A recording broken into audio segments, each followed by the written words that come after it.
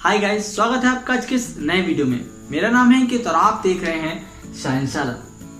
दोस्तों, आज के इस वीडियो में हम क्लास 11th के केमिस्ट्री के second chapter structure of atom में बोहर मॉडल को पढ़ने वाले हैं। हम जानेंगे कि बोहर का जो एटॉमिक मॉडल था, ठीक है, उसके क्या क्या मेन पॉइंट्स थे, वो क्या हमारे सामने अपनी बातें रखता है। तो बोहर के मॉडल को समझने से पहले हमारे लिए रदरफोर्ड मॉडल थोड़ा सा जानना जरूरी है कि उसमें कमियां क्या थी, उनकी कमियों को जानना जरूरी है। इसी की वजह से बोहर ने अपना एक अलग मॉडल दिया था, ठीक है, जिसमें उन्होंने कुछ पॉइंट्स ऐड किए थे। तो वीडियो शुरू करने से पहले आप वीडियो को लाइक जरूर कर दें, फ्रेंड के साथ इस वीडियो को शेयर करें और ऐसे ही रेगुलर साइंस स्टडी वीडियोस के लिए हमारे चैनल साइंसशाला को सब्सक्राइब करें, ठीक है। तो अभी चलते अपने टॉपिक की ओर। दोस्तों, बोहर का जो एटॉमिक मॉडल है वो रदरफोर्ड के मॉडल के बाद आया है और उन्होंने उसमें कुछ अपने पॉइंट सेट किए हैं। तो आपके लिए समझना जरूरी है कि रदरफोर्ड के मॉडल में कमी क्या थी, यानी ड्रॉबैक क्या था, कुछ कमी थी। तो आपको पता है कि रदरफोर्ड का जो एटॉमिक मॉडल था वो ये बात बताता था कि जो एक एटम होता है उसके बीच सेंटर में क्या है, पॉजिटिव चार्ज है, यानी जो पॉजिटिव चार्ज है या मास है वो एक एटम के सेंटर में लोकेटेड है और जो नेगेटिव चार्ज वाले इलेक्ट्रॉन है वो इसके चारों ओर रिवॉल्व करते हैं, घूमते रहते हैं, ठीक है। इतनी बात कही थी। साथ ही साथ इसके बाद इनके इसी पॉइंट को लेकर बोहर ने एक बात सामने रखी और कहा कि ये रदरफोर्ड के मॉडल में कमी है। वो क्या थी, देखिए। उन्होंने कहा कि बोहर ने कहा कि मैक्सवेल की थ्योरी कहती है, क्या कहती है, वो ये कहती है कि कोई भी एक चार्ज्ड पार्टिकल अगर सर्कुलर पाथ में लगातार मूव करता रहता है तो एक्सेलरेशन की वजह से उस इलेक्ट्रॉन से या उस चार्ज पार्टिकल से लगातार एनर्जी का लॉस होता रहता है, यानी ऊर्जा जो है वो खत्म होती रहती है लगातार। और जिसकी वजह से क्या होगा, उस इलेक्ट्रॉन की जो ऑर्बिट है, जिस ऑर्बिट में वो लगातार घूम रहा है, वो श्रिंक होती रहेगी, वो लगातार छोटी होती रहेगी। तो इससे क्या होगा, लास्ट में इलेक्ट्रॉन न्यूक्लियस में आके गिर जाएगा। लेकिन ऐसा फाइनली नहीं होता। जो इलेक्ट्रॉन उस एटम में घूम रहा होता है वो कभी उस न्यूक्लियस के अंदर नहीं गिरता और हमारा एटम वैसा का वैसा बना रहता है। तो इसके पीछे का कारण क्या था, ये एक हमारे लिए जानने वाली बात थी। तो बोहर ने अपने एक नया मॉडल दिया, उसमें इस बात को पूरी तरीके से एक्सप्लेन किया।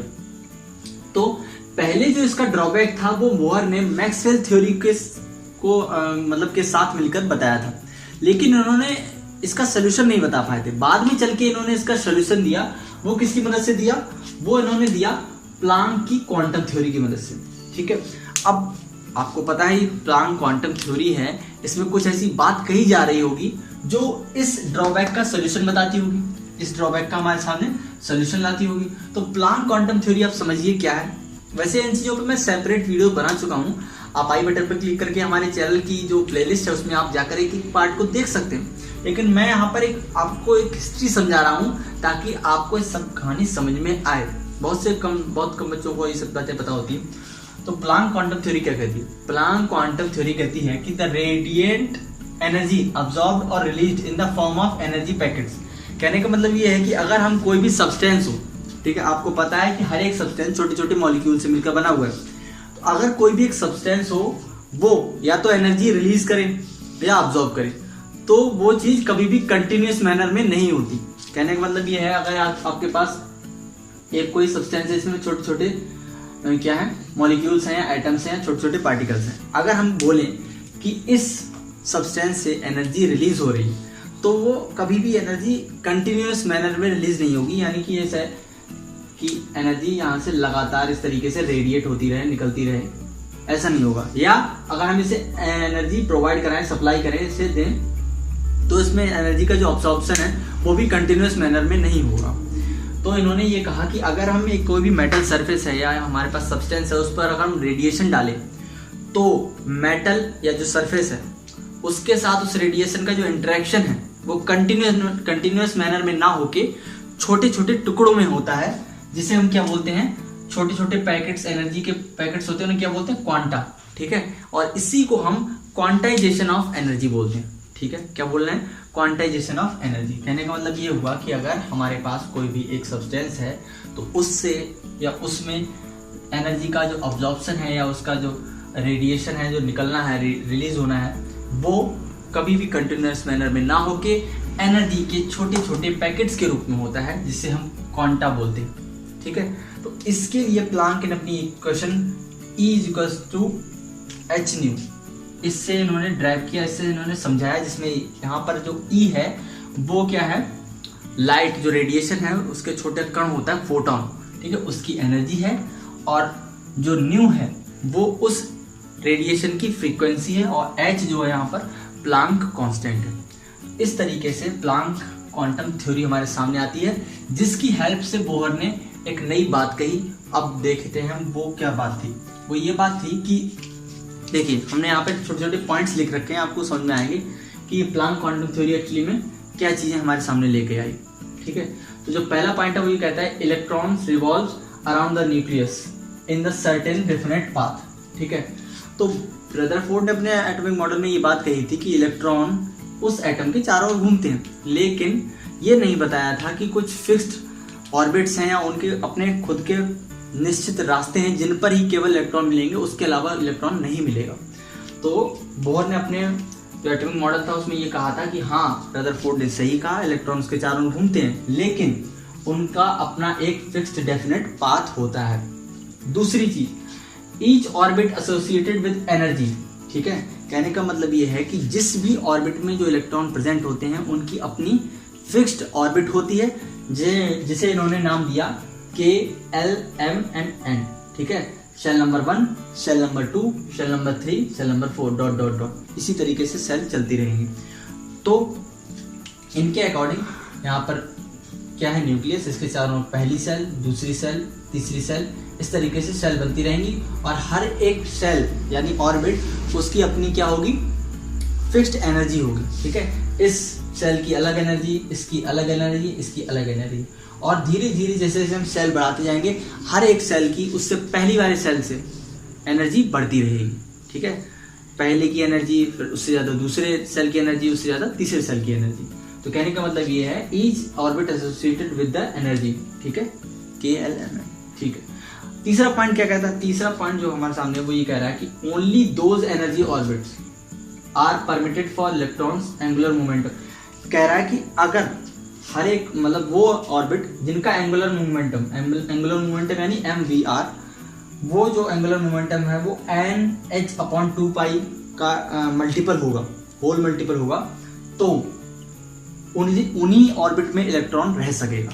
वही ऑर्बिट परमिट करेंगी कि इसमें इलेक्ट्रॉन प्रेजेंट होना चाहिए या इस एनर्जी सेल में इलेक्ट्रॉन हो सकता है। ठीक है, चौथा जो पॉइंट है वो चौथा जो पॉइंट आया उस पॉइंट ने आकर रदरफोर्ड मॉडल के ड्रॉबैक को तोड़ दिया, उसका सोल्यूशन दे दिया। वो क्या कहता है, it neither absorb nor loses energy, it remains constant. इनका मतलब ये है सीधा सीधा कि पहले जो बात थी वो ये थी कि इलेक्ट्रॉन इसमें लगातार घूमेगा तो इलेक्ट्रॉन अपनी एनर्जी लूज करेगा, लेकिन इन्होंने नई बात कही कि जब तक इलेक्ट्रॉन अपनी ऑर्बिट में या शेल में बना रहता है वो ना तो कोई एनर्जी अब्सॉर्ब करता है ना ही रिलीज करता है। ठीक है, इट रिमेन्स कांस्टेंट, वो हमेशा एक जैसी बनी रहती है, कांस्टेंट बनी रहती है। ये बात आपको ध्यान रखनी है।